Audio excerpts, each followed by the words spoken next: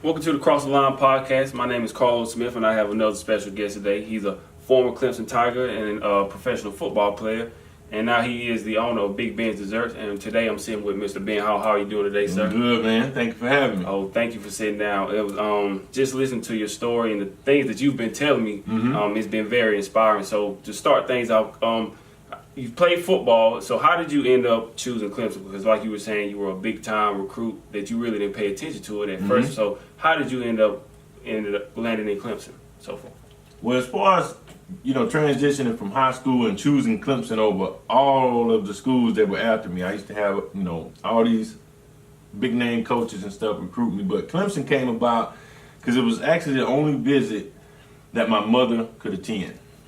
Me and her drove up there together. It was the only time she could find a day off in her busy schedule. She worked 2 and 3 jobs. So the time of the visit, she was free. And I drove us up there, and we had the time of our lives, man. And Clemson was close by, which I didn't know at the time. And they were familiar faces. They would come down to my games. They would, show up at practices. So I got a real good relationship with them. So my mom, the only visit she could go on with was Clemson.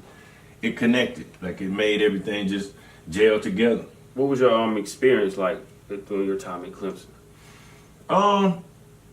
It was a great overall experience. I learned so much. It taught me so much. It was a little bit rocky, like some ups and downs. But overall football experience, I came in, I was a freshman All-American. So, football was the easy part. Transitioning to school-wise and class and keeping up with the standard of Clemson academics and football, that was the most challenging part. I did have some personal issues off the field that kind of was almost going to lead me to wanting to leave Clemson. But it just came down to being a man of my word, understanding that life happens, and understanding that stay true to your commitment. So that's what kept me at Clemson University and finishing out my years there. And it was the time of my life. Like, Clemson really changed my life, and college itself changed my life. I know you said one of the things I saw was that you stepped away from it for personal reasons. Was it something about was football not your top priority at the time? Was the education? What was the reason? I think it was a lot of distractions. A lot of people. I had some family issues. I had some deaths in the family, some things going on that was just distracting my mind. Football has always been a love. Like, I loved it. I loved the camaraderie. I loved playing the game, but it was never my life. Right. So it was never hard. Football could have stopped way beyond Clemson, and I still would have been, moving on with life. Football was more like a happy place, and it just happened I just happened to be good at it. And so the personal issues just kind of took over my mind. So I really couldn't focus on school. I really couldn't focus on football because I had a lot of things that were just happening so fast outside of football that it just kind of took me off for a minute. You think you would have gone to school if it wasn't for football? No. I can honestly say that no. Because football to me was the gateway to opening up the school. Before football happened, my main focus was just getting a job and helping take care of my mom, like helping doing things around the house, getting a job and maybe, paying some bills, things like that. But no, school was definitely not in my future. And I know it was during your time, you were there at the same time Roscoe was there, right? Yeah. What was he like to play with Roscoe? Man, it was just, I played against him in high school. We scrimmaged each other. We had a jamboree. So I went to Union and played against him and just got a glimpse of who he was. And, at the time, not really knowing, both of us being big names coming out of the state of South Carolina. So connecting and being on the same team was just a special experience, man. I always tell Roscoe, I just seen him a couple weeks ago, and I always tell him, man, he's a special player. It's just easy to throw the ball to him. It makes things look effortless, and he's just a phenomenal player. So playing on the same team is a special memory. Yeah, I noticed because we're from that area, and okay. To us, Roscoe is a legend to us. He's like the standard. And I noticed that he had some things going on at the time too, where he went to some of his accidents with his friends, so he kind of derailed him. Did that kind of bond? Did that kind of make you guys have a closer bond because some of the things that you went through, as well as the things that he went through? Well, I think all players in general, man, once you start playing football and moving up the ladder, you start to understand that there's a lot of pressure that comes with that. So you start to notice that there's a lot of players on the team. Everybody's going through something, and I think we just all handle it different. Some people have somebody they can call, some people don't. So it's kind of like you go through the same similar situations, but you don't know how to handle them. You're young guys, man, on a big platform, and you got a lot of other things going on, and you're taught to be a tough guy, so you don't know how to handle it, who you can talk to without making fun of you. So, yes, me and him personally, we did bond because, first of all, coming from the state of South Carolina, playing against each other, and being two guys from kind of like the same background, with fatherless homes in certain situations, and being good at a young age and having to step into these platforms. We both played as freshmen, starting as freshmen and things like that. So it's a lot of pressure. So it does help you bond with players quickly. With being athletes, they're always in the spotlight. Do you feel like it was kind of a blessing in disguise that you kind of missed that social media era? Most definitely. I always said with a straight face, I'm glad that Facebook was not around when I came out of high school because, like I said, I was the number one tight end in the country and didn't even know it. Simply because we didn't have social media. If we had social media, man, it'd probably been pictures, videos, all kind of stuff on there about me or just other athletes, and you would be comparing yourself. You would actually think you're somebody, like you're some god or something, So I'm glad I didn't come out of high school during the era of camera phones and social media. So, towards the end of your career, were you focused on going pro, or did you know what you wanted, have an idea what you wanted to do? College-wise, like towards the end of my college career? Yeah, I told you, end of your college career.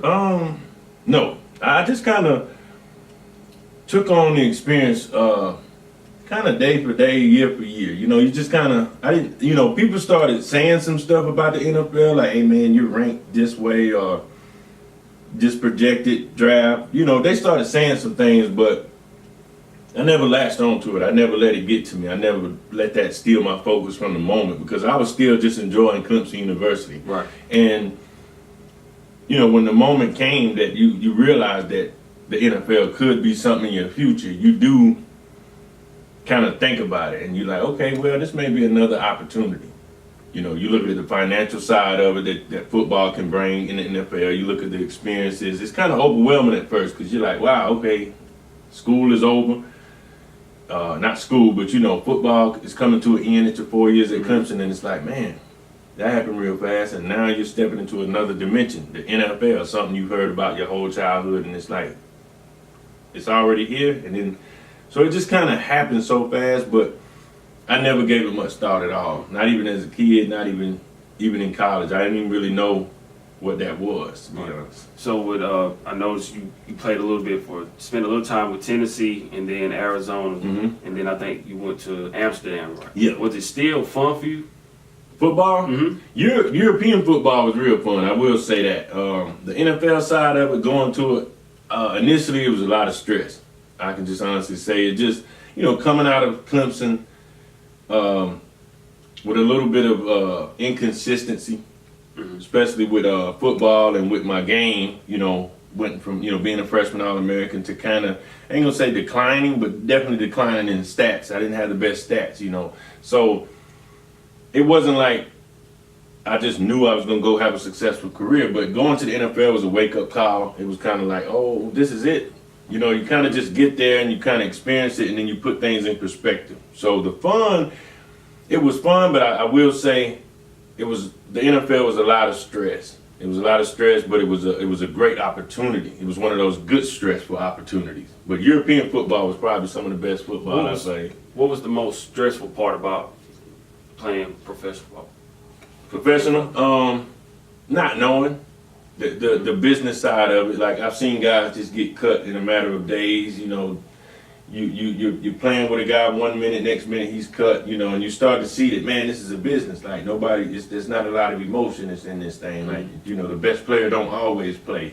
Sometimes relationships take you further than actual talent when it comes to the NFL and things like that. So when you start to realize that hey, I can sit here and play the best I can play and still may not make this team, and you see your friends around you that you came in with start to fall off by the wayside one by one, you start to get a lot of tension, you're nervous, you don't know what's going to happen tomorrow, and it just happens so fast. So that was mainly the most stressful part. Is just not knowing. There's no guarantees. There's no stability. Right. One of the things I'm marvel about LeBron is that he's a businessman. Like he'll let you know that it's a business because at the end of the day, the owners, they're going to do what's in their best interest. So it's always like you have to think of it from a business perspective. And like you said, you look at Dez Bryant. You know, he wanted to always be a Cowboy, and now he's gone. Like he thought that they loved him and he was going to be there forever. And then all of a sudden, he's gone. So it seems like it's a lot of, you know, maybe some people say politics involved in it. So it is a tough thing. So I can understand how you see, like, you know, it can be kind of stressful in it. It's very, very stressful and it's inconsistent, but like you said, LeBron does a good job with understanding that it's a business. He knows he's the best player in the world, but he also knows that before long, he's going to be one of those guys you hear about on the news just saying the Cleveland Cavs let LeBron go today, or so-and-so let LeBron go, or a player of his caliber probably always gets a chance to retire in fashion. Right. You know, they'll respect that with him, but at the same time, his days are numbered and comes to an end as well, and that's just life. Right. But I'm glad that he understands that it's a business, so he knows, let me get the most out of this business or out of my employer while I'm here. Absolutely. When did you know that it was time to let football go? Probably in 2007. Last time coming back from Europe, playing European football. I'd been there previous, and then I went back for the second year and had a blast again. Had a lot of fun. Europe is an amazing place. I can't wait to go back. But I knew when it just wasn't in my heart anymore. Like when the business had really overtook the heart. You know, because you love it for the game, you love it for the players, but then when you see the inconsistency, man, and you see the bouncing around with the teams, and you know you're good enough to play, so that plays with your mind because you're like, I know I'm good enough to be here. But then how do I get connected with the right GM or right team management that wants to actually give me an opportunity to play? And then if I'm not ready, because you know some rookies can come out and get 2 to 5 years to develop. Right. And then you got some guys who come out and it's like one mistake and you get cut. Done. So that's the reason it kind of made me realize, like, man, this is just such a long shot as far as like really getting with the right team that's going to really groom you, especially coming as a free agent. I wasn't drafted, so not being drafted is one of them things that help you say, okay, nobody's really trying to baby me. Either I got it or I don't at this point. And once you've been around to a few teams and you realize you can play, and you really, that was the main thing that made me let it go, is knowing that, hey, I'm here. Out of all the years growing up as a kid, and you hear things, you see things, and then you finally get amongst the same field with these guys that are supposed to be the best in the world, and you realize, hey, I'm one of these guys too. And you can sleep better because you like, I've been there. I gave it my all. It was unfortunately the things that I couldn't control that didn't allow me to be there. So it was easy to just kind of put that chapter to rest. What was the skill that you learned from football, or whatever it was that helped you prepare you for life afterwards?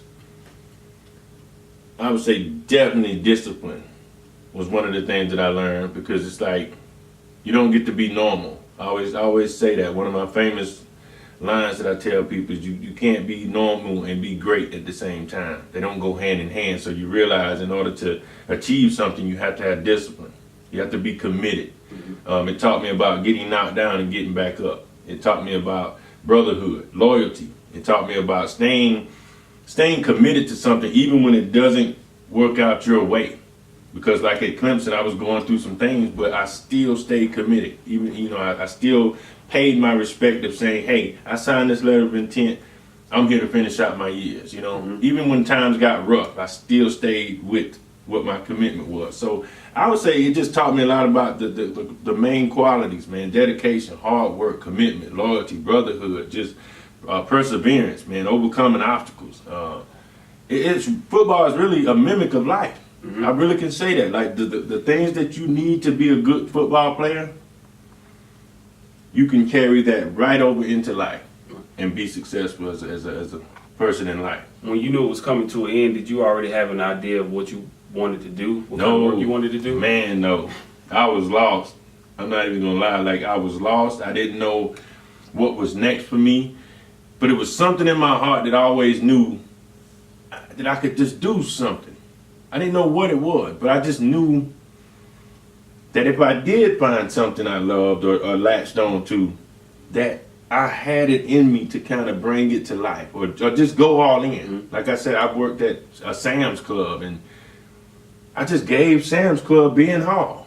You see what I'm saying? Like, I just gave him who I was. The same qualities that I gave Clemson, I just gave it to Sam's Club. You see what I mean? And so I guess that what helped me move on is knowing that I knew who I was. Like, I'm a good person. I got good character. I can be on time. I can be a good worker. And those type of things just helped me move from situation to situation until I found what it was that I wanted to do. I read an article in the Herald Journal, and it said that you also tried landscaping for a while. How long did you try to have your landscaping business?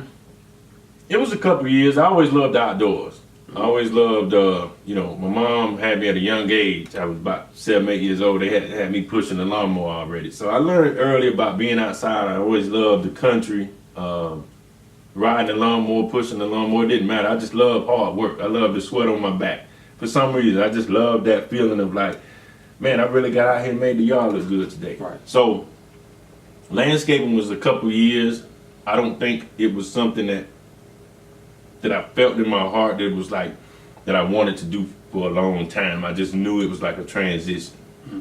And after the landscaping, how did the cakes come about? Oh man, cakes that's a whole nother journey, man. You sure you got time for that? Oh yeah, break it down. Break it down. Okay, cakes came out the blue. It came from actually like meditating on a certain situation. You know, when I talk about people wanting to change their life, it starts with you actually affirming that that's what you want to do. Like, so I was working a job at Spartanburg Steel, and once again, knowing I was a good worker doing my job, that's not a problem. But I was looking for a way out. Mm-hmm. I no longer wanted to work for anyone else. I knew that my purpose in life, I wanted to help people. And I knew that in order to do that, I needed my time. I needed to be in control of that. So I've never had a problem with a job. I've never had a problem with anybody working a job. I just knew that when you set the goal in life, when you say, hey, this is what I want to do in life. Like if you want to go be this or that, you have to understand, well, how do I make that happen? So when I said I wanted to go help kids, I wanted to serve my community better, I knew that came with not having a boss. I couldn't have nobody over my shoulder telling me, hey, you have to be here at this certain time. So I set a goal for myself, and I was just like, by a certain time of the year, I'm going to quit my job. I'm not going to be working for anybody else by this certain time. And that was the start of it. It was just the actual setting of the goal. And then once I set the goal, that's when my mind started giving me ideas. Mm-hmm. And I started reading so many books. I have a few here with me today, but that's when I started reading a lot of books. That's when I started just transforming my mind and started thinking outside of the box. That was the biggest thing, thinking outside of the box. Like, 'cause how does a football player transition from football to baking cakes? So I had an open mind, and I could always make a banana pudding. And mm-hmm. I called it my famous banana pudding the first day I made it, just playing around in the kitchen. So a guy at work, I remember letting him try it, and he just kind of went crazy over it. He was like, man, this is some of the best banana pudding I ever had, and just kind of was giving me all kind of confidence about the banana pudding. And it just hit me. It just hit my mind and said, hey, I'm going to put this banana pudding out here. And so that's how it came about. And through the banana pudding, people started challenging me personally to, can you make a red velvet cake? Can you make a lemon pound cake? You know, and so it just was like overwhelming, like, oh man, here we go. But that's when my football qualities kicked in, and it helped me grow into an actual baker. So I just put the same qualities from football into being a baker, mm-hmm. you know? And so that's how cakes really came about. And so like you were saying, I always said that at one point you just told yourself that you were going to quit. Mm-hmm. You just kept on saying you were going to quit. When do you know when it's time to jump? You'll feel it. Most of the time, man, with my situation personally, I had this big plan in my head. Like I was gonna save a certain amount of checks. I was gonna pay a certain amount of bills up front. I was going, I had this plan on my own. But without getting too deep, there's a way of training your subconscious mind to tell it what you need to do, because that's what really controls us. It's our subconscious mind, not our thoughts. We think we can just tell ourselves what to do and do it, but your subconscious mind holds a lot of weight when it comes to what your actions are. So that's what I started training. And I started training it so much and telling myself that I was going to leave my job. I actually just clocked in on a random Monday, ready to go to work. And it just happened. I just left. It was like an overwhelming feeling. But to put it in an actual pattern or an actual structure form, I would say you know it's time to jump when what you're trying to do is starting to interfere with your work. Like if you got a job and you cut grass on the side, and next thing you know, you got more people wanting you to cut their grass, and you have to go to work. So you start seeing it kind of mix and clash against each other, and that's when most people don't. That's when most people hold on to the most comfortable part. They say, "Hey, I'm gonna keep this job because that's stability, and I'll just make the more people I got coming, I'm gonna make them wait." But in reality, that's your cue. Most people don't get all the way where they want to be with plan A because they keep a plan B. You know what I mean? And that's the meaning of jumping, is going all in with plan A. And that's what I did. I gave it a chance, a true chance. Most people just never give their gift or their talent or whatever it is they're trying to do. They never give it a true chance. Like they just kind of do both instead of saying, you know what? I'm going to jump all the way over here. And I'm going to just see what my life could look like if I gave 120% to this one thing for a certain amount of time. Just to give it something.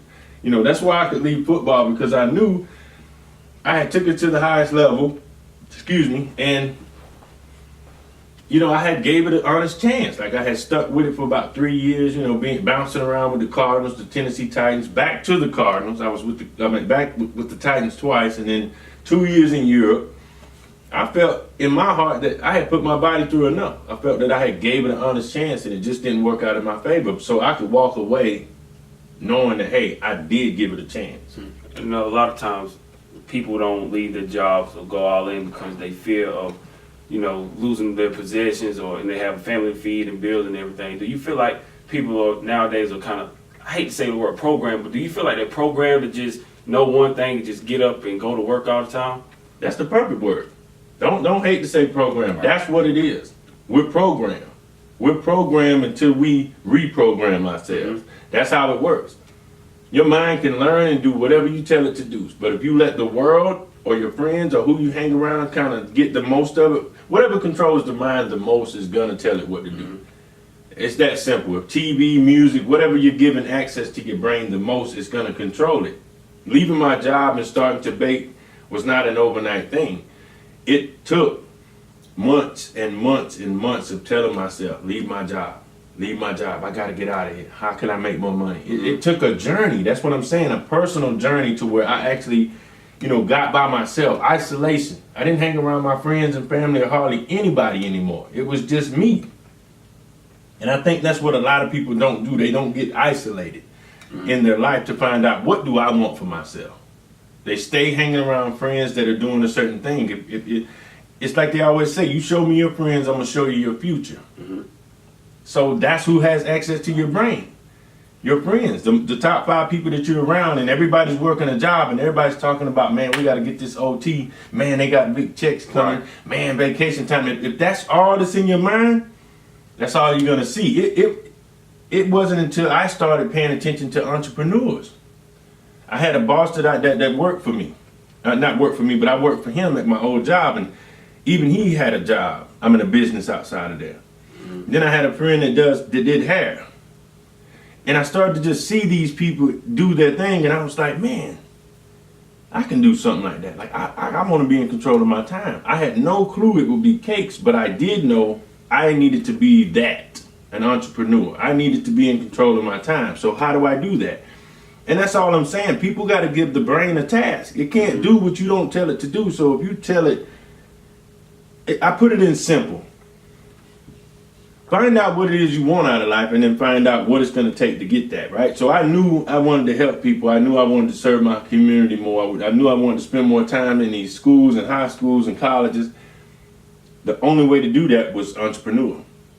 That was the only way to solve that problem. So it wasn't about, it could have been Big Ben's floor sweeping.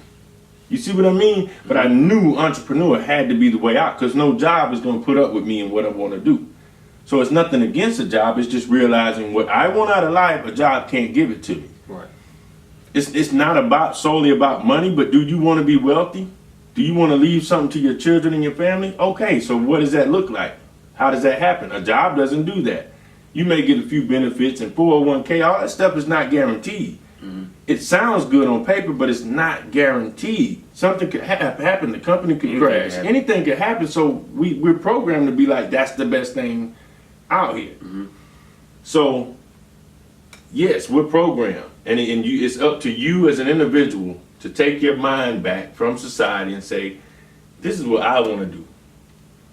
We don't think for ourselves. You know, if you don't read books, if you don't train your own brain, that's what you are. You're gonna be a robot, because you're not giving yourself anything to think about. You're not programming you. You know, you should be your own boss. And when I talked to my friend, one of my interviews, Tevin, he's a music artist, really good music artist, and one of the things we talk about, I told him it's kind of weird, and the feeling is like you go clock in, and then you see people go fall in line and do the same daily routine. So for me, when I was at work, I was just like, you know, this is not the end for me. I was like, this can't be life. It's just not fulfilling to just come in and just do the same thing over and over and over. So you just look at different ideas. So do you think it's a good idea for people to, you know, stay at their job and the money they're making, invest it in their future, or do you think they just need to go all the way in? What would be the best way to transition? Man, when you talk about transition, it can happen so many ways. You know, you could save a penny a day for so many days and still get a lot of money, right? You know, so it's just a matter of how small you're willing to start to how big you're trying to finish, you know. But you're right. It starts in the mind, because your mind is what controls you. So even with all the things that you're saying, it still comes down to that individual taking control of their own mind and saying, hey, this is what I want to do. You know, they don't understand how powerful they are as a person. They don't understand the qualities that they have. One of the things that we fight in this world is self-esteem issues, self-confidence, self-love. All that has a lot to do with the choices that you'll make for yourself. Mm-hmm. I always tell people, you're only going to achieve to the levels you believe. If you don't believe it, you're not going to achieve it. So it's like the key is to train your mind to believe bigger than what you're doing. Some people only see themselves being successful at a job. Like, some people only see that because they haven't learned a different avenue. They haven't taught themselves anything else. I didn't know about being an entrepreneur until I started researching it and started looking into it. And then I started seeing things, and I started reading stories about, you know, Chick-fil-A and all these companies who started just like me at home, you know, cooking in their house, or one little food truck on the side of the road, and now they have billion-dollar companies. So when you see that type of stuff, when you read about it, it makes you think bigger, like, wow, like there is a bigger life out here. It is possible to go from here to here, but this is what it's going to take. And I think a lot of people would rather get things the comfortable way with the least resistance. Mm-hmm. You know what I mean? They want to take the path that doesn't have a lot of trails or a lot of scary things that are going to jump out. They want to take the path that's like a walk in the park and you can whistle and feel safe. And over here, there's another path that you can take where you don't know what's going to happen. You know, we're taught to be afraid of the unknown. Mm-hmm. You know what I mean? If you don't know what's going to happen, it's scary. Being an entrepreneur is scary, but it helps you grow, because the more you walk into those fears and face them, you get stronger, you get better, and you realize that what you was afraid of really isn't that scary once you keep achieving things. But so the job is just a comfort zone that just makes things easier. You know, like someone once said, the world is designed for the average person to be successful. If you think about it, you can go work at McDonald's and still get an apartment and a car and actually live. So the world is designed for you to actually function. It's only the 3% that actually believes in something bigger and goes after it. One of your sayings I like that you said was, if your dreams don't scare you, they aren't big enough. Man, point blank. Like, because you got to think about it. If I tell you to do something like pick up this water bottle, and I say, hey man, pick up that water bottle, you don't even hesitate. You go pick it up. You do just like this, because you know it's attainable. Your mind doesn't have to think, it does it. Mm-hmm. it's the thing that when I tell you, hey man, pick that up, you get nervous like, oh man, let me stretch, let me get my mind right for this, you know. Right. That's when you're going after something. You had to prepare. You had to really focus and say, and you did it, but you had to put a lot more effort in it. So we're afraid to go after the things that we have to prepare for, that we have to do some stretching to get this thing off the ground. You know what I'm saying? So if it's not scaring you, it's not big enough. Because if you believe you can do it, like if you just don't have to think twice about it, it's easy. That's an easy goal. That isn't big enough. That doesn't scare you. It doesn't make you nervous.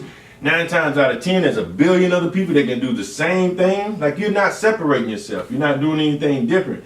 It feels good, man, attacking things that you once were afraid of.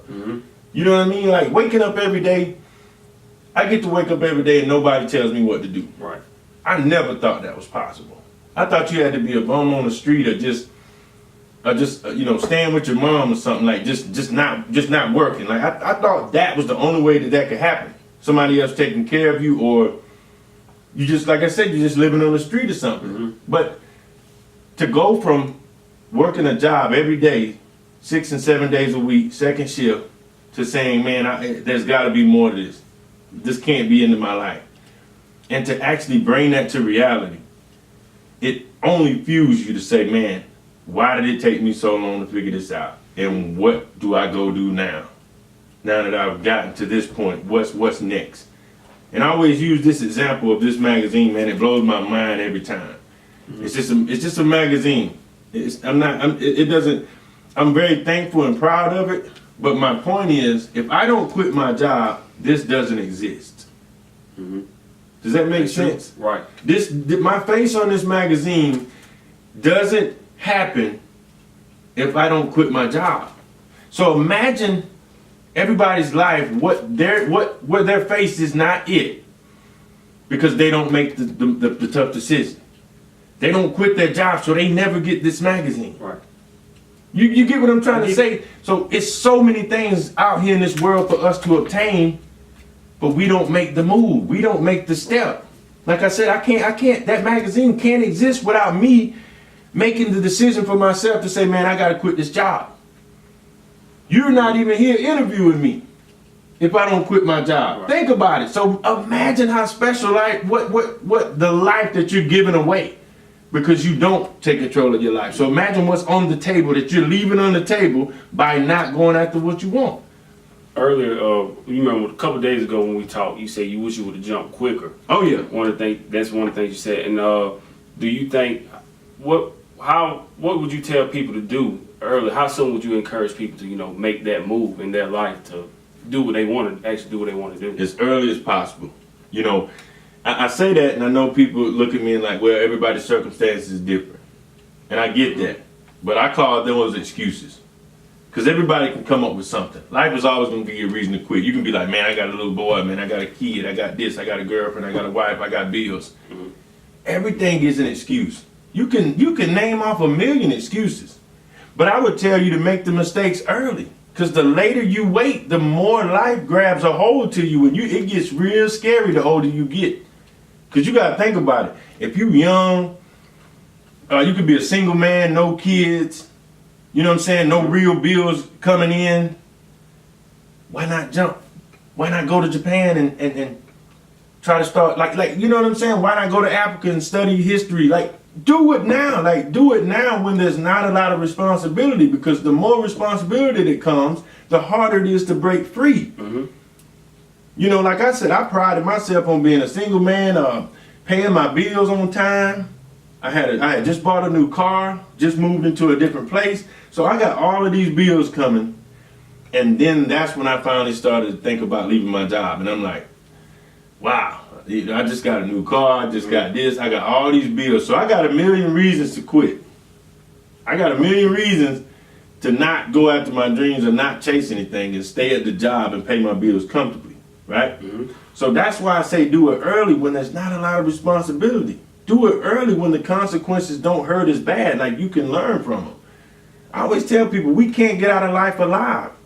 So why are we trying to play this safe game as if we gonna make it to an end of a video game or something, and somebody gonna say, congratulations, you made it out of life alive. It's not gonna happen.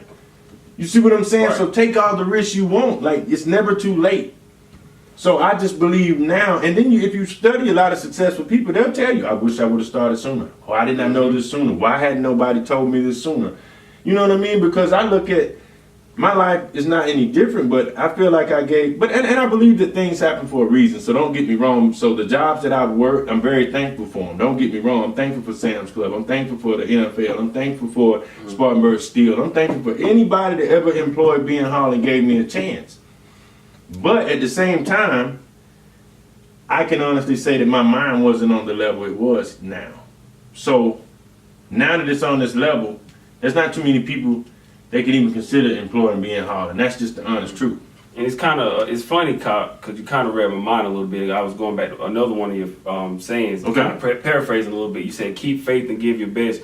The universe can and will move people, places, and things in your favor. That's one of my famous quotes. It's just something I say all the time to myself. I always tell people, because one thing we don't give credit to is God, man.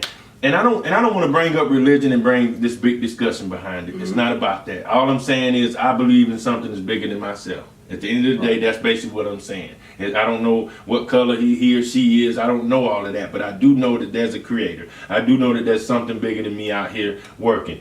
And when you realize how powerful you are, when you realize that your energy, and when you can manipulate things with your words, you can speak things into existence, you can work hard. I feel like when you actually just believe, like when you only gonna achieve to the levels you believe. So if you don't believe in something bigger than you, how can you achieve big things? So that's the first step, is saying, hey man, I just believe I can do it. Mm-hmm. Thomas Edison, this is how you know that the universe can move people, places, and things and circumstances in your favor. You got people that were given a dream or a vision that doesn't even seem possible. You can call me on this cell phone right now. You got a laptop that's sitting in front of you. We got all this technology around us doing the interview and cameras and things. Somebody had to create that, man. I'm sorry. That just didn't come out of thin air. Somebody had to create that. And they didn't have all the resources at their fingertips to do it. When Thomas Edison created the light bulb or found out what to do with electricity, people called him crazy, man. You couldn't see that. Like, there's no way you could just say, hey man, I'm gonna make something that we can turn on lights. People called him crazy. They done wrote him off. They thought it was over. So I believe the universe can and will move people, places, and things, because that's what it takes. If I ask you again to pick up this water bottle, you don't need no help. You don't look around and say, hey man, I hope God can help me lift this bottle. Because you know you can do it. Mm-hmm. But when you look at the Bible and it says you can do all things, why do we get nervous? We get nervous when I ask you to pick up this house. You get nervous about that, but then you forget that there's somebody you can call on that can assist you to pick up this house. And when you believe that you have an assistant that can do some big things, now it raises your mind to believe that you can do even bigger things, because you like, can't do it by myself, but I know I have something out there, someone that's watching me, someone that wants to see me succeed, that can help me pick up this building. And before you know it, the building is picked up. And I believe, like you said, everything happens for a reason. Mm-hmm. One of my interviews, I interviewed Mr. Floyd Elliott, the owner of Ricky's Drive-In, and he said, you need to go talk to this lady. And I don't want to say her name right now. I'll tell you off camera, because me and her were talking, and she said she doesn't really do a lot of promotion. But when I went and talked to her, she said, I love what you're doing, but at some point, you just have to go all in. And she said, at the end of the day, you're going to have to give up something. Because she said, I was doing the same thing you're doing. I was working another job. I don't know her, but I love her already. And then she said, you just got to go all in, because that's what I did. And she said, 21 years later, here I am. And so she's been having her business for 21 years. She's big time. She showed me the Wall of Fame where Magic Johnson and other people come in. And she said, you just step out on faith. Exactly. And that's exactly what she did. And she's been running her business for 21 years now. And see that's what's going to happen to you as a person. That's why it's so important to read and study successful people, because you start to hear the same things over and over. Mm-hmm. And they always say success leaves clues. So if you start to hear a lot of people that are successful start to say the same thing, now your mind actually starts to believe it. Like, well, this lady is right. I got to quit this job. I got to do this because that's the only way I'm going to believe in it. It wasn't until I quit my job cold turkey on a random Monday that actually scared me enough to go all in with cakes. It wasn't until then that I said, man, I can't play around with these cakes no more. I got bills coming. So if somebody order a cake, I need to make the best cake I could possibly make. I need to have that cake on time. I need to have that cake in a great presentation. Everything stepped up a notch once I quit my job. You see what I'm saying? Because all my time, energy, and focus went into that cake. No more distractions. No more people, hey, what, you want to hang out? What for what? I got to make cakes. See, once we realize that we're powerful, if we just put our mind and energy into the right things, it'll manifest, it'll grow. You start to see amazing results. And that's the biggest thing. Step out on faith. That's the hardest thing for people to do, is to actually say, and you know what faith is inevitably? Faith is like one of them things is where you believe in what you can't see, right? Mm-hmm. But faith is also believing in yourself. See what I mean? Believing in yourself that you can achieve something that doesn't exist right now, but you still believe in it, right? Mm-hmm. So faith is also believing in the Creator that exists, but it's also believing that, hey, even though I can't see this, like faith is this magazine again. I keep showing you this only because it just reminds me of faith. This is what faith looks like. So I'm giving you a physical example of what faith looks like. Faith is quitting your job, not seeing this, but believing that it could happen. Mm-hmm. There's no storefront. I'm on here like I got a cooking show and a storefront somewhere. Right? That's what it looks like. It looks like I got a storefront, a cooking show, and I'm being hauled. Right. You know what I'm saying? Mm-hmm. And I'm one man, one stove. So that's faith. Faith is believing that, man, I don't have to have all this stuff that I think I need to be successful, right? Faith is saying I can start small. I don't have all the money, but I believe that I'll get it, right? Mm-hmm. Faith is saying, man, I don't know how it's gonna happen, but it's gonna happen. That's faith. And sometimes, in order to strengthen your faith, you have to take away an option. You know, I don't know the exact names, but there was a leader back in the war days who took a group of guys over to this island on some ships. And he got off the island, and let's just say they were outnumbered 30-1, right? So when they got there, they were scared. They were ready to get back on the ships and sail back home. Mm-hmm. But he took the fire and burned the boats. So he burned the ship so they couldn't leave. They actually won the war because he took the option away from them to retreat. They had no choice but to win if they wanted to survive. And that's the situation you got to put your own self in. You got to put your own back against the wall in order to get the best out of you. You see what I mean? The only way you get the best, muscle has to be torn to get stronger. Yep. That's what life is. Life is just chipping away at you, making a beautiful sculpture. You don't get a beautiful sculpture until you get chipped away enough. You hear all that knocking and then you blow it off and say, man, that's beautiful. And a lot of times people don't do it because of the fear. Like you're saying, the fear of the unknown. Like they don't know what's going to happen next. Well, how important is it to actually invest in yourself? Self-investment is the best thing because it's the number one thing that you get an immediate return on. You know what I mean? Mm-hmm. Like you can invest in a business and they say, well, in 12 years, we'll give you 20% of your money back, right? And they can fail and you don't get no money. You know what I mean? Like investments are scary because it's like, man, you could go buy this laptop and it crash on you and there's no warranty, right? Mm-hmm. But if you invest in yourself, that's the best investment you can make because you grow and you immediately get the results and the reward from investing in yourself. So that's why a self-investment is the best investment. It wasn't until I started reading books, self-investment. People used to tell me, they say, man, why don't you go online and buy the books? I said, no, I actually want to have it. I want to possess it. I want to be able to look at it again and again. I want to be able to take notes and write down stuff. And these were the best investments I could ever make in my life. This book right here, Think and Grow Rich by Napoleon Hill, on the cover it says this book could be worth $1 million to you. That's the type of, you see what I mean? Mm-hmm. So they're telling you, when you buy this book, look at the investment that you're getting. You pay a couple bucks for it, but it could be worth $1 million to you. A lot more. because you're self-invested in yourself. So a self-investment is the best investment you can make because, like I said, you get an immediate return on it. You know what I mean? It's yours to keep. You don't have to give it back. The information that you get, nobody can take it away from you. I know you said that, you know, it's kind of a mind thing, but how do we get people to just get out of that safe mode of just playing it safe, going to these jobs and just relying on them? How do you, is it a way to get people out of that safe mode? I think in short, man, people have to want it for themselves. That's the first step. You know, you ever hear a message that pertains to you, but you're not in a space to receive it? You know, you ever been in, like, here's something you say, I know that's something I need to do, but right now I'm just not ready.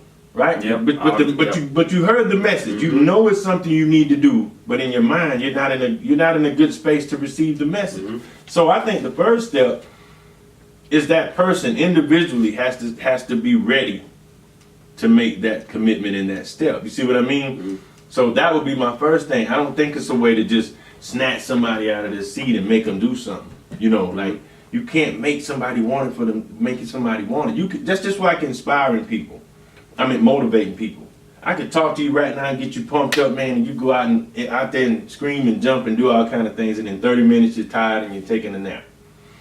But to inspire you is to light a fire inside of you that's not going to go out because you want it that bad. You. Or you have a reason behind why you do what you do, right? So people don't understand. I bake cakes because look at the vessel, look at the time it gives me. So I love baking for what it allows me to do. But I do it for something bigger than me. And that's why I keep going no matter how tough it gets. That's why I keep going. So, but I had to be in a space to receive that message that when I started reading books, I was in a space to where every word I was reading was speaking to me because I was in a space to receive it. So when you say, how do we get people to do things? You can't. People are people. People do what they want to do. But you can only be the example. And that's why I lead by actions. I don't do a lot of talking as far as saying, hey, look at me. I just want to say, hey, I came from the same place you came from. That's why two people can grow up in the same environment. Two people can grow up without a father. Two people can grow up in poverty. Two people can grow up in the projects and all of this stuff that people say, oh, I grew up with all this against me. But how come one man can grow and get out of it and the other man is stuck? One believes he can, one receives the message that he knows he can, and one wants it bad enough to go through whatever it's going to take to get out of there. It's just that simple. But as individuals, we can do and achieve anything we put our minds to. I love what you also said. You block your blessings by staying in your comfort zone. Oh man, that's big. That's big. That's why I love like speaking and quoting myself because it's like it reiterates it back to me. So just hearing you call this stuff out, man, it's bringing me back to when I first started because I had to live by those words. I always say I'm never going to give somebody food that I wouldn't eat myself. So my own words, when I talk, we block our blessings. It's once again, man, look. The magazine. That's what I mean by blocking your blessings. If I don't quit my job, this don't happen.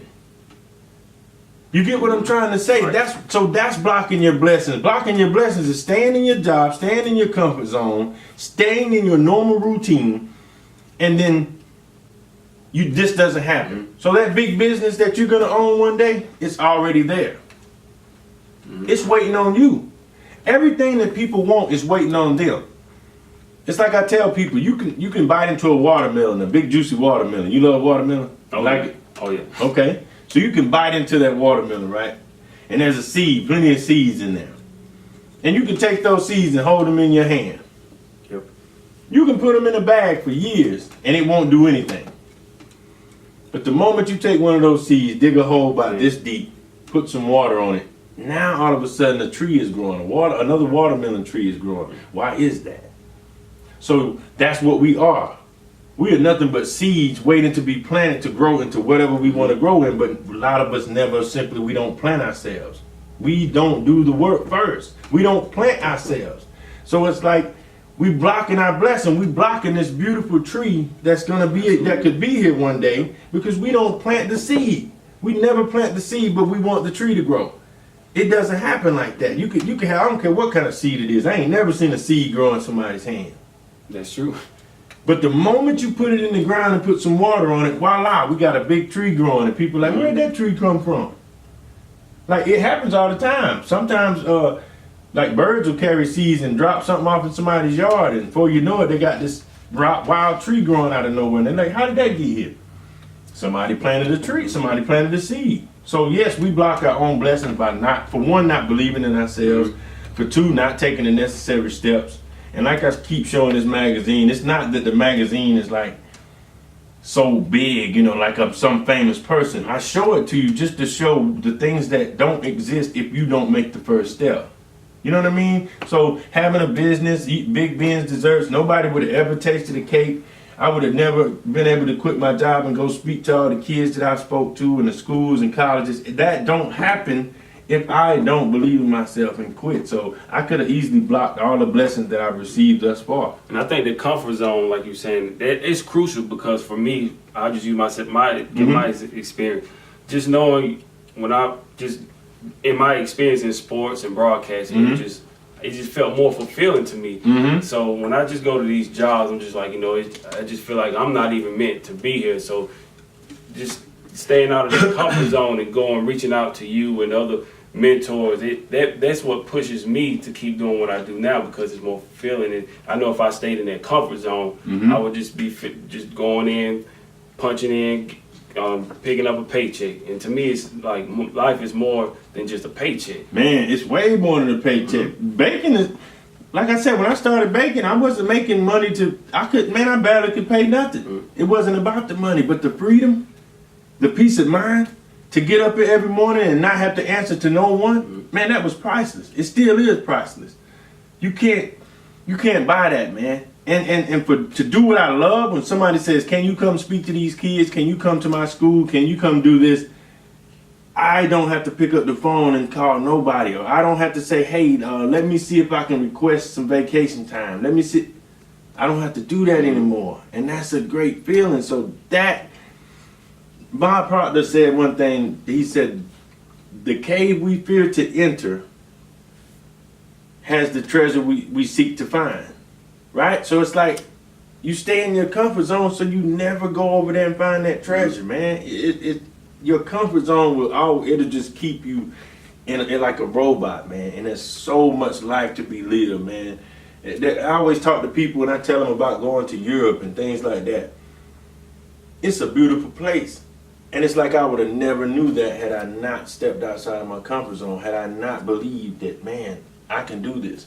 It's not that scary. And like I said, the main thing is we try to get out of life alive. Like we really believe that we can just hide up under this rock and walk this certain path every day and come home and we're going to make it out alive. Like we're going to make it to the end of the video game or something. That's what people think. Like some people are just afraid to take risks. They don't even like dogs. They don't like spiders. They don't like taking a walk in the woods. They don't like anything that could possibly threaten them being here tomorrow. So they never get to experience life. And then I'm just one of them people, I just can't live like that. I gotta take risks. Because it's not fulfilling if I don't risk something for it. Like you feel better when you achieve it and you say, whoa, boy, we almost got caught. You know what I'm saying? Right. Like that feels good. You know what I'm saying? So I feel you. And one of my other favorite sayings is opportunity is worth more than a paycheck.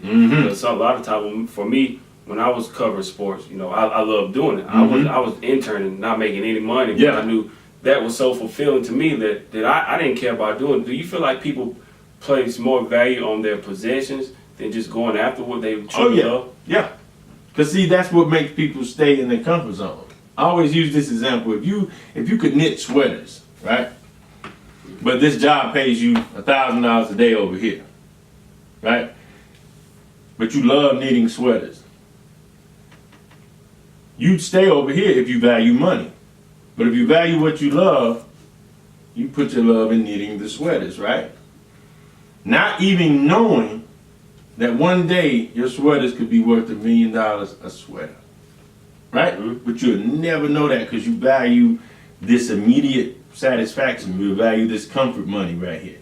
So, but to go about what you're saying, if you do what you love, like that's priceless. You can't put a price tag on waking up doing what you love.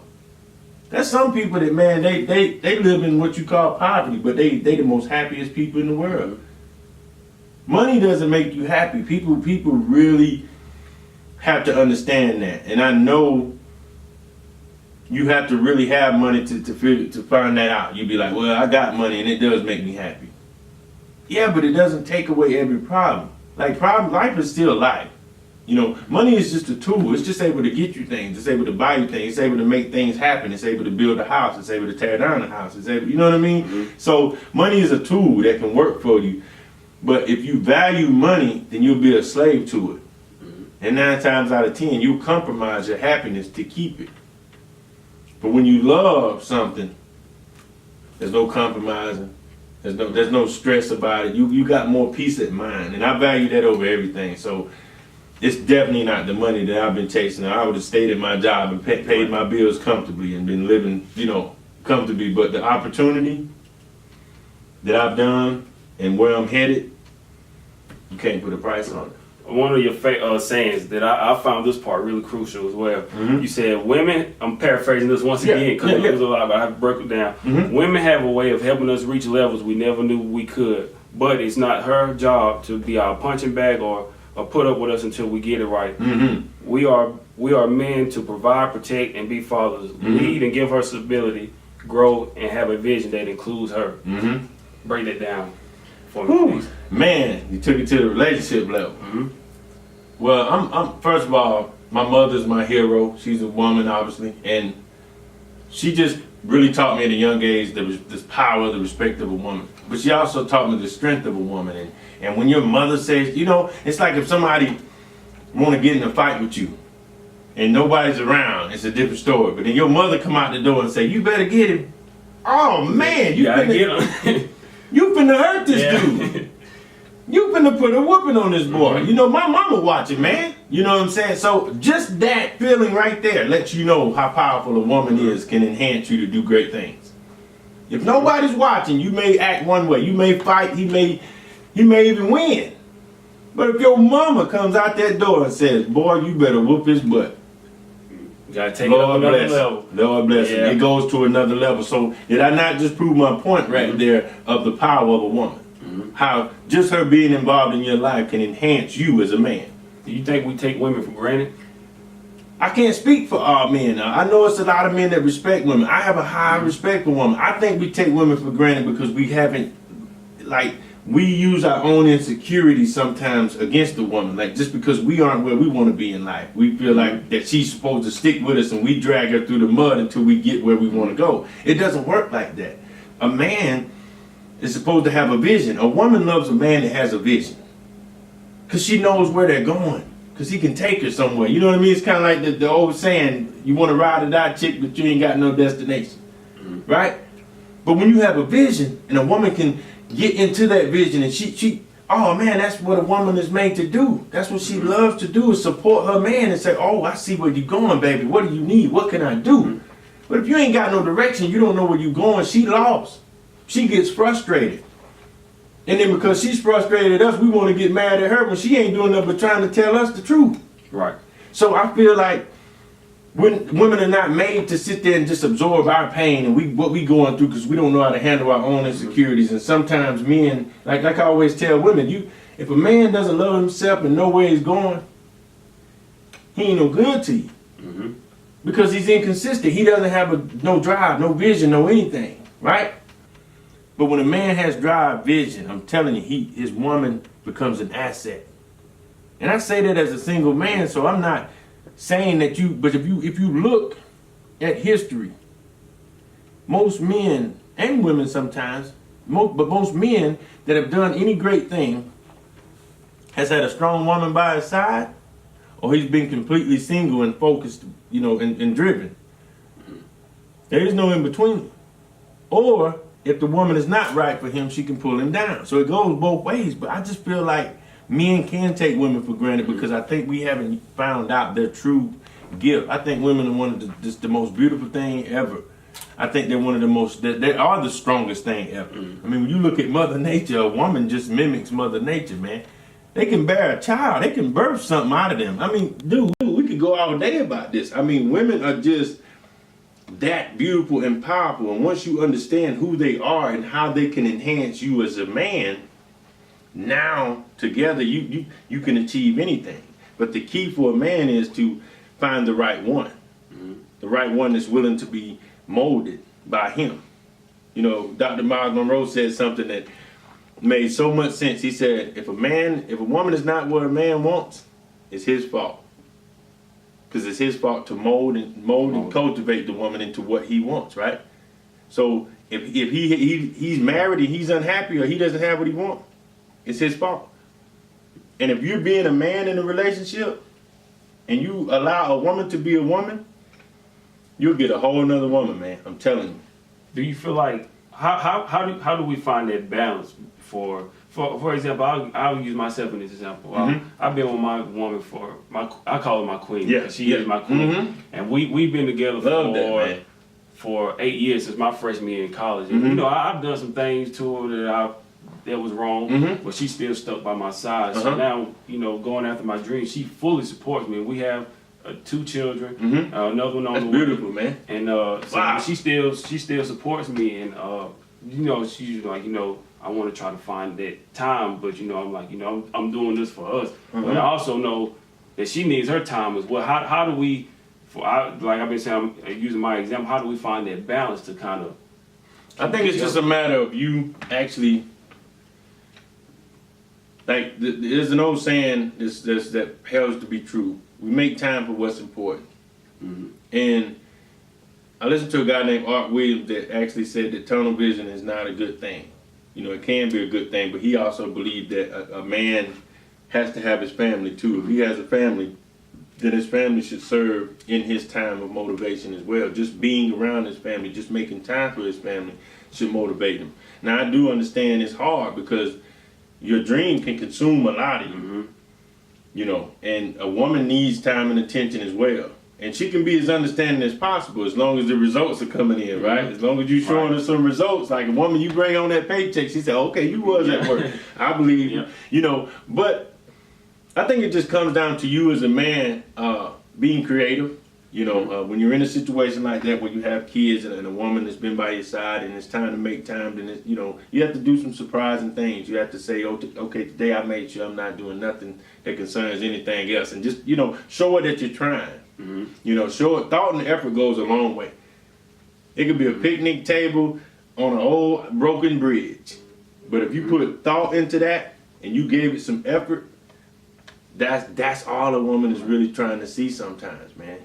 You know, and in our mind, we think of the bigger picture, you know, because I'm hard on myself as a man. And I'm like, hey, I want to take care of the woman. I don't want my woman working out. You know, and we let that overcloud us sometimes, as far as that still doesn't mean you can't take a little quick lunch break and go surprise her.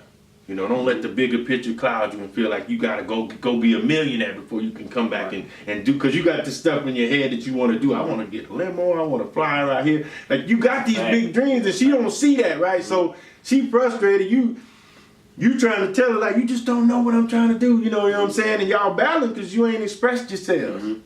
She just looking for a little bit of tea time and you thinking about this big mansion you trying to buy. And she don't see it. But what you don't understand is, in the middle of going after that mansion, just give her a little tea time. Make a little tea time. So I think thought and effort is how you get past those tough days and how you make time. It's important because, I mean, she's been with me since I was 18. So she's seen me from when I was broke. Like, I didn't have a car. Come to the dorm room, we buy me oodles and noodles and Pop-Tarts. So she's seen me from having nothing to where I am now. So that's why I put a lot of pressure on myself, because I'm like, she deserves it because she stuck with me through everything. So well, it's crucial. It's crucial, man. But you also got to realize, man, women are nurturers, man. That's what they do. And you know, we feel like we owe them a lot, which we do. When you got a woman that's sticking by you and understanding you, I think, because the biggest thing the biggest quality that attractive to me in a woman is understanding. There's nothing like a woman that can understand my mind and my vision and can support that. You see what I mean? I value that over anything because understanding is how we get along. Understanding is how we wake up beside each other every day and still function. If we don't understand each other, we clash every day. But as long as she understands my vision and I may be out or something, or even on her end, she may come home late or something, or whatever the case may be. When we're on an understanding page, our mind doesn't wander. It doesn't go off. We don't go off into that, oh, you must have been doing this or doing that. But when you have a woman that shows that type of loyalty, and that means she loves your heart. She understands your heart. So yeah, you put that pressure on yourself. Because that's what you want to do. We do it to ourselves, man. Any type of pressure or stress that we have in our lives, we bring it on ourselves. It's like a monk mentality that says desire is like the root of stress. Right? But it could be good stress, don't get me wrong. But my point is, because you desire to be rich, you're stressing. But if you lose the desire to be rich, you're at peace. Right? That's true. So you can't blame her because you desire to take care of her. She's loving you right here, right now. You just desire to do more, so you bringing the stress on yourself. And we should be hard on ourselves as men. I'm just trying to give you a point of how to put it in perspective. Because she always tells me, she's like, these jobs come and go. She said, I don't care about none of that stuff. I don't care about the money. Anything. She's just like, I'm here for you. We don't have to have none of this stuff. At the end of the day, I just care about being with you. That's all she tells me. But you know what? That's the best thing you can have. You know why? Because she's giving you the freedom to do what you want to do. I'm not talking about going out and party. I'm talking about she's letting you say, hey man, we might have to be broke for a little bit so I can go after this big goal. That's what you need, a woman like that's understanding, that says, hey, if you go work at Food Line and bag groceries, so you can have more, like I'll eat a little less.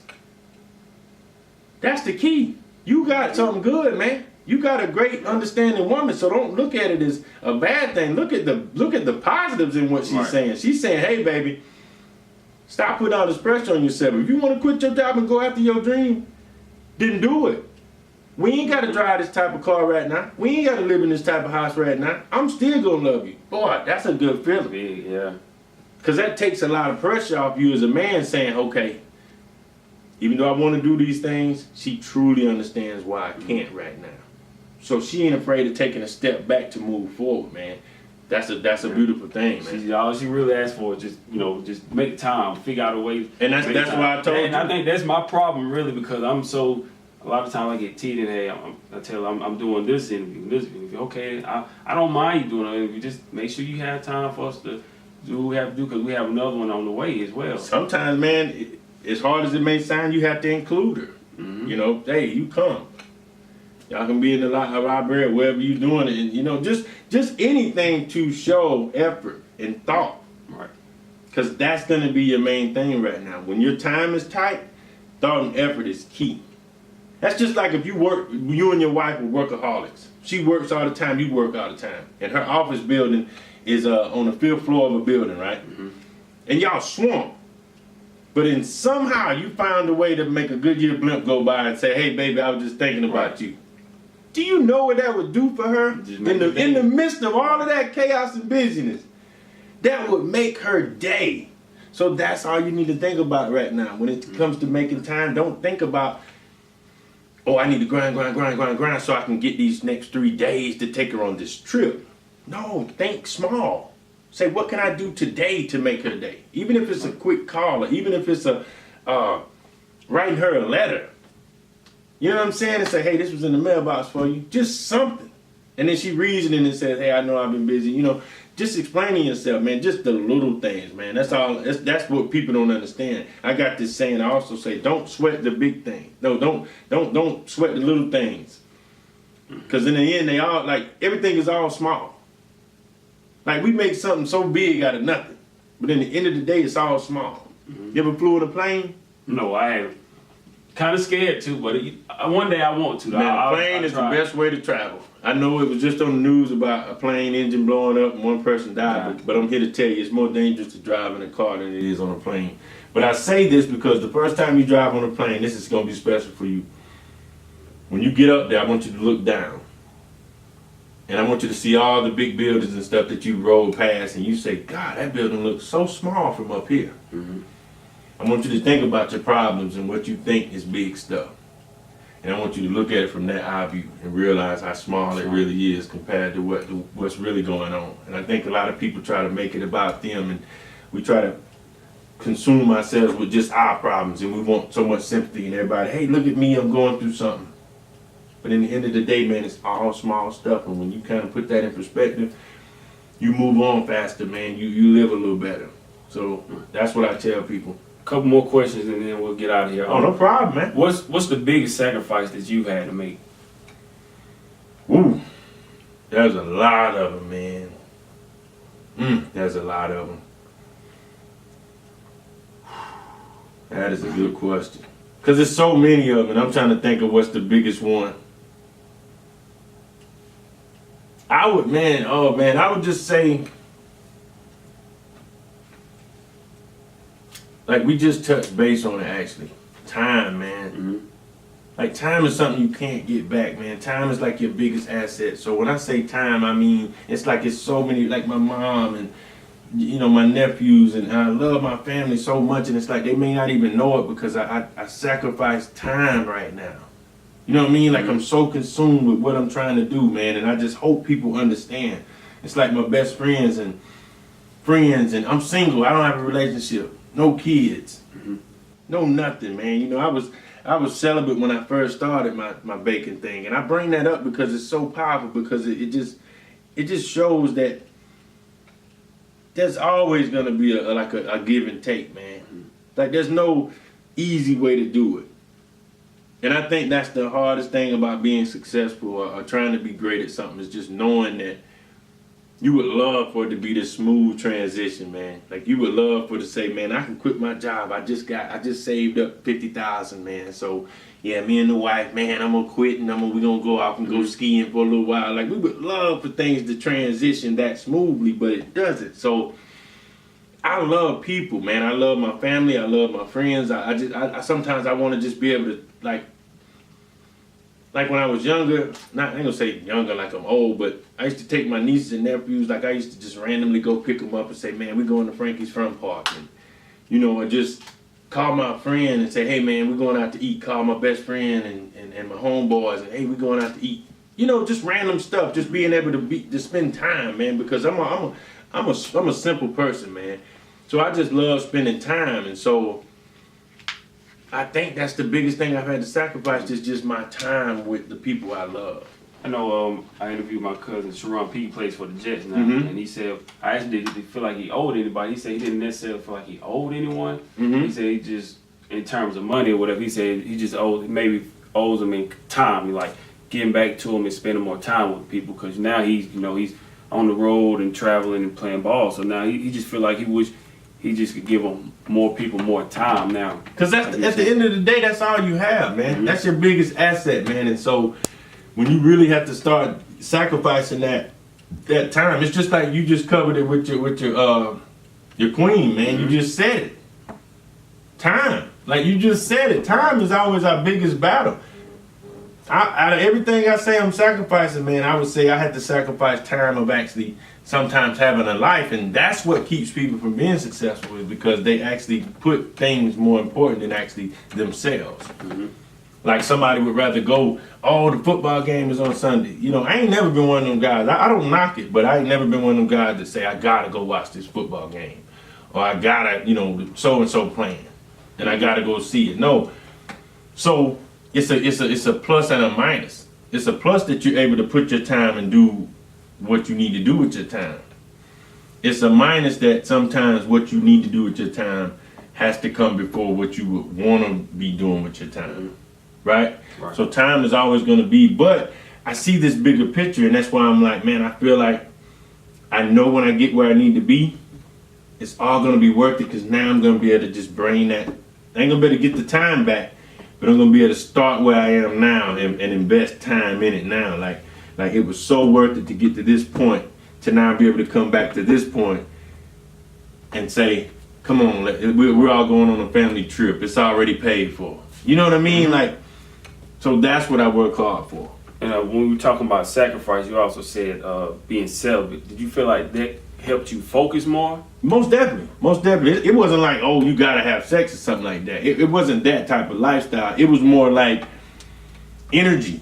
Energy is real, and without getting too deep, it's basically saying when you can put your focus and energy into different things, because you got sexual energy and all that stuff is powerful, man. And when you can channel that, when you can put that energy into one area and learn how to control your energy or put your focus on where it needs to be, it's like when you were young, you could easily find what you were looking for because that's where your focus and energy was. It was easy to find where the party was because that's what you woke up trying to do, where the party at night. So it was easy to find it. So it's like we don't really realize how powerful we are because we got our energy scattered out. But when you take all of the things that, the temptations and things that control you out of the equation, now you have all that energy to say, what I want to do with all this energy today, and put it in one direction. And so I owe that to being credited to just showing, you know, my progress in less than 3 years, man. Just, you know, magazine covers, interviews, and winning Taste of the Upstate twice. Just doing so much with cakes comes from what I was willing to sacrifice. So when people see a big success, you know in the back of your mind, okay, you're congratulating me, but thank you, but I know what went into that. Like, I know. It's amazing to see how baking cakes just opened up more doors and opportunities for you. How did that come about with doing the public speaking? Well, it goes hand in hand, meaning, you know, food brings people together for one. I don't think everybody in the world got to eat every day. You know, if they're able to, let's say that. But that's one of people's main focus every day is like, hey, what am I going to eat today? Right? So food was just it's a people thing. You know, so cakes brings people together.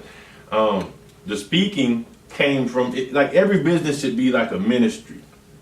Because I feel like in my mind, my personal view is that when you're doing it for something that's bigger than you, like I want people to actually see what faith in God looks like. I don't want to talk to you about it. I don't want to say, hey, you need to have faith in God. No, let me show you what God has done for me. Let me be a vessel for you, God. Let me show people what you can do if they trust you and you be obedient to what you're trying to say. Let me show them what that looks like. So knowing that that's one of my goals that I speak into existence, that's what I'm trying to say about the laws of attraction and believing that you can do what it is that you want to do. That's how speaking came about, because I want to be able to tell people this story. So in the midst of this story, he's bringing about the speaking engagements. Like it goes hand in hand. It's just like you meet people through cakes. So when I tell you that he can move people, places, and things in your favor, you meet somebody that can bring a speaking engagement your way through a cake. But if you don't bake cakes, you don't meet that person. Right. So that's how it comes together and connects you, is because you meet people through the vessel. Anything can be the vessel. Have you ever thought about going into the ministry or? Man, people ask me that a lot because I'm so passionate about God. I'm so passionate about faith. I don't claim to be this holier than thou Christian. I don't ever want to be put on that pedestal, but I do want to be put on that pedestal as a strong believer in God and as a person that gives God honor and glory for everything that's going on in my life. So I do want to be that guy, but I don't see myself being an actual pastor. I don't want to be a traditional pastor. I just want to share what God has done for me. And I feel like I don't have to be a pastor to do that. I feel like church can happen anywhere, just like right here today in my home. We can talk about God. I just want to tell people, man, how good he is to me and how good he can be to you and what he's done for me, and just continue to share that, because the whole thing is just helping people believe in something bigger than them, man, so they can achieve bigger things in life.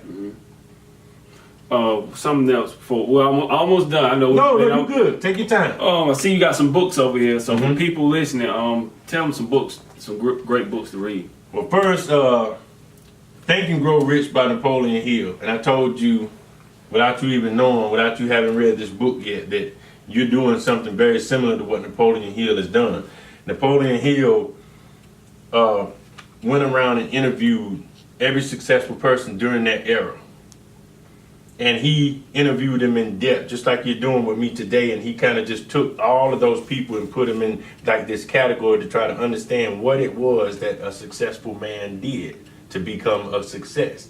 And he found that it was a lot of similarities that each man had took into his account to become successful. So this book really changed my life. It really, I owe a lot of things to it, man, because it caused me to think different.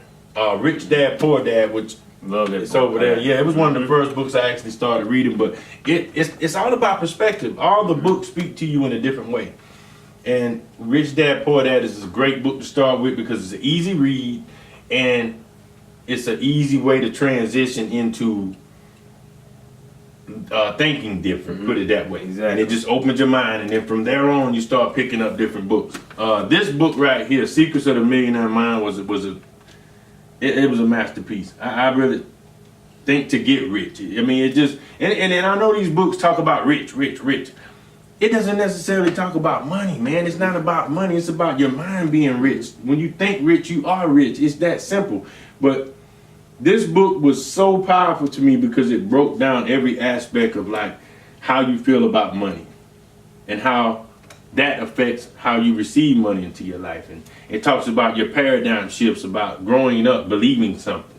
You know, like we have these old superstitions that's in our head, and if we say it and we start to believe those superstitions, it changes the way we think and how we maneuver. You know what I mean? It's just like you say, when you say superstition says, oh, don't leave your front door open, or if you walk outside, you'll trip and fall afterwards, right? And then you actually believe that, so you miss out on a beautiful view because you don't leave your door open. And it's just something simple like that. All I'm saying is we're trained to think a certain way. And in return, just like you said, asked that question earlier about blocking blessings. We can block our blessings by the way we think and believe. And so these books are the top 3 that have changed my life. But I would encourage them to just read something positive every day. I would encourage them to start listening to speakers.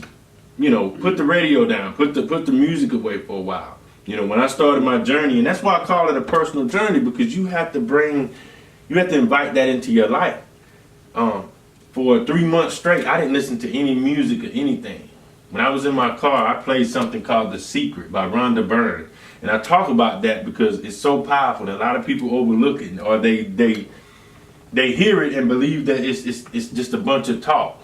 But it's real. The laws of attraction are real. You can speak things into existence. It's so real that I'm just so thankful to be here today, to be on your platform, to be able to speak about it, man. And hopefully the people that hear this just really take it into account and really believe that it's real. You're powerful. You can do anything you put your mind to, man. I always say you're an amazing person born to do amazing things. Like, go after that. Believe that.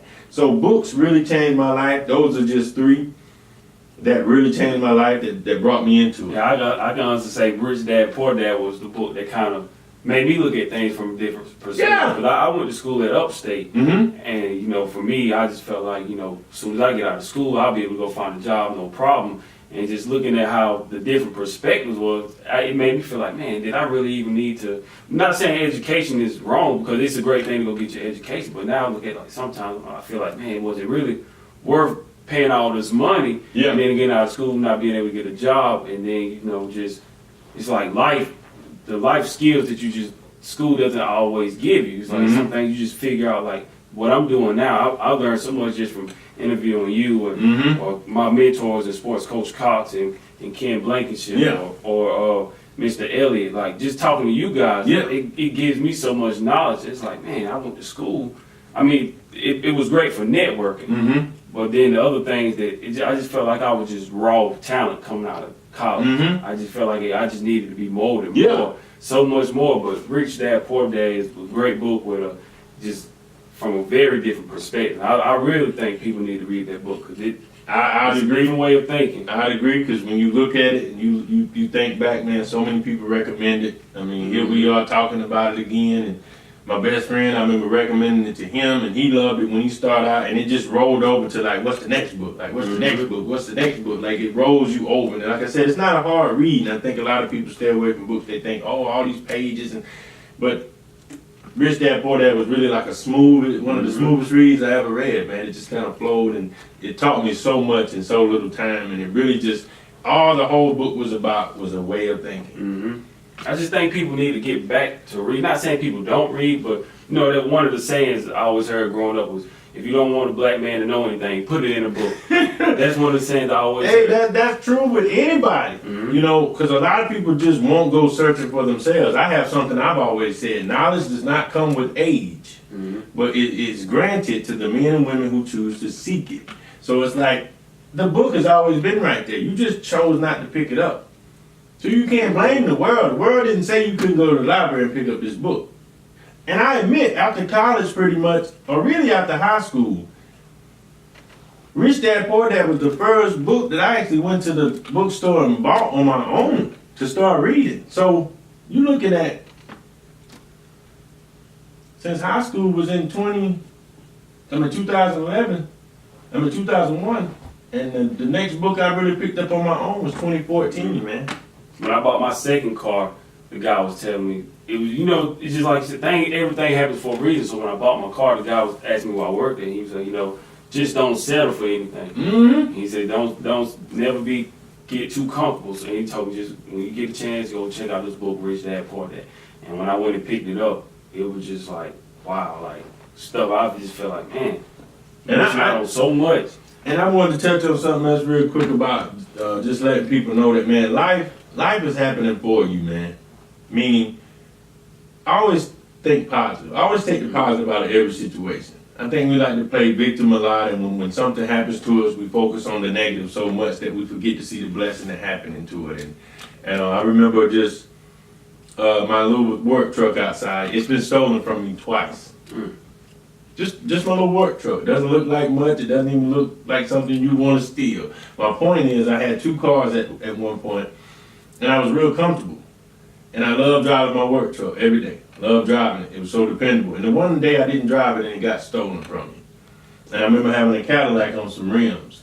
And I remember replacing 3 of the rims just because of the potholes and things like that. So I really grew to, it was a clean car, but I was really, like, I didn't like driving it. Mm-hmm. And when I lost my truck, I really found out how much I didn't like driving it. It made me miserable. Because every pothole, place I was right, you know, like, thinking I'm gonna bust another tire and have to replace it and pay $300-something. So long story short, my mind had been transitioning into business and like traveling and doing things. So I wanted to get a fresh car. It was on my mind, but because I had 2 cars that were both paid off, I'm comfortable, right? Sometimes life happens for you. My truck got stolen. And I thought it was gone. I didn't think I'd get it back. But it got stolen long enough to where I drove the Cadillac. It made my life so miserable, I went and got a brand new car. Right? A month after I got the brand new car, my truck was returned to me. But ever since I got that car, it opened up so many doors because that new car put me in a fresher feeling to get out here and travel, to do more, to do a lot of things. So what I thought was a tragedy ended up being a blessing. And sometimes we have to go through things like, you know what I mean? Like I said, your muscle, in order to get stronger, you have to tear your muscle. It has to tear. Nobody talks about that part. They just say, man, I'm going to the gym. They don't go say, man, I'm going to tear some muscle so I can get stronger. Right. Nobody says that, but because you don't put it in that perspective, you think that everything's supposed to go smooth. It takes pain to mold you. It takes a certain situation to mold you into the man you need to become. Sometimes you have to get hit in the face to learn how to take a punch, or else you don't know what it feels like, and you get knocked out the first time because you've got a glass jaw. You've never been hit. So the hit itself may look bad. Somebody be like, man, you got knocked out, right? But they don't understand you just got stronger. Now the next man that try to knock you out gonna pay hell of hot water because that's it. That's all you got. I've been hit harder than that before. You see what I'm trying to say? But until you got hit, you were not strong. You didn't know what it was like to get hit. And I also want to talk about patience in life. It's like a baby. Like, when does a baby learn to walk? It walks when it walks. See what I'm saying? Like, it walks when it walks. You don't sit here and be like, oh, you're too much, you need to be walking. No, it just walks when it walks. It just happened to transition. We try to force things. We want things on our time. But we don't understand that we need to be molded. Things have to take place first. If the foundation isn't solid, why even build it? It makes no sense, right? So that's what people should focus on. It's an old saying called stop and smell the roses. People don't do that anymore. They want it overnight. And I think that's what stops them from going after something like this. I've been baking cakes 3 years in my home. It's been a tough journey. One man, one stove. It hasn't been easy. But when I get to where I'm going, all of these long nights in the kitchen, everything's going to be worth it. But if I didn't take the time to invest in these cakes, take the time to really mold that batter. That's why I use an old-fashioned kitchen blender.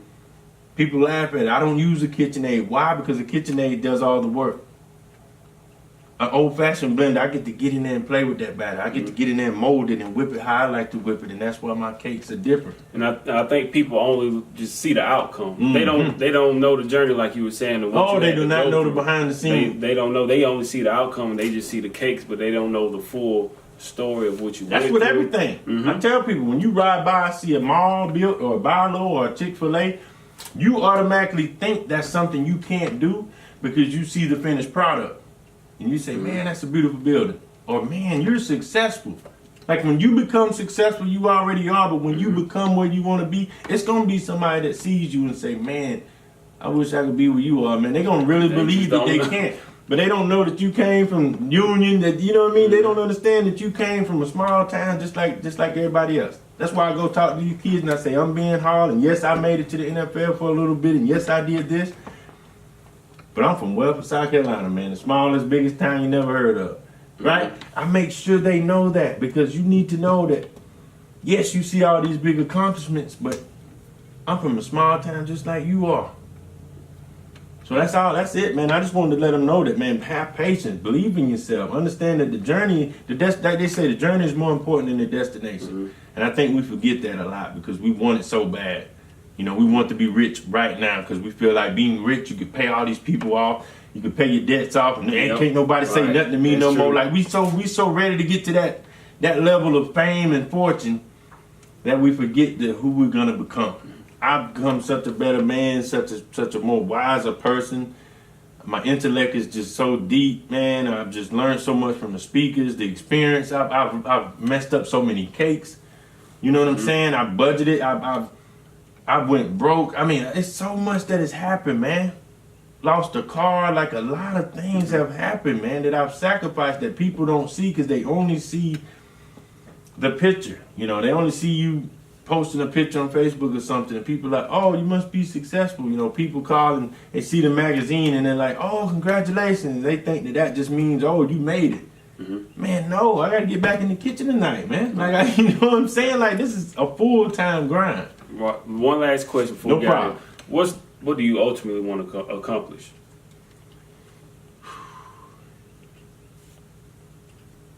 I don't think that's really a question that I can answer, man. Because it's like, once you started attacking goals, you start to realize that you can do anything. And you start to realize that you should never get comfortable, like you said.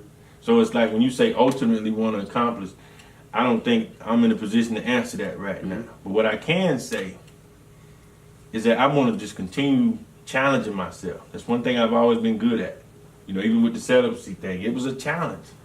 Like, you really don't understand who you are until you start putting challenges on yourself, until you start saying, man, I wonder if I can go a year without eating meat or something. You know, just anything. And you start to realize that the human mind is so powerful that you can really transform yourself. You can do anything that you wish to do, right?